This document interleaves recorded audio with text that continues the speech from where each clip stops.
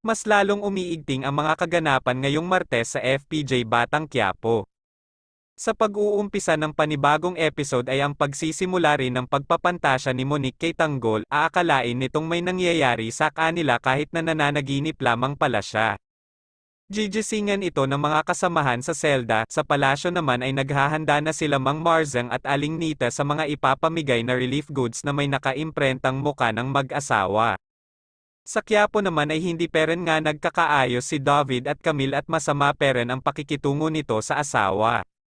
Si Tess naman ay tila balisa sa araw na ito dahil ito ay pista ng Nazareno at araw rin na pinagsamantalahan siya ni Ramon.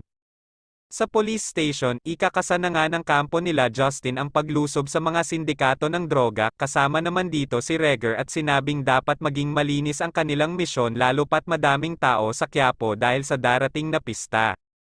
Sa kampo naman ni Primo ay maghahanda na sila sa paglusob sa ospital upang mailigtas si Amanda.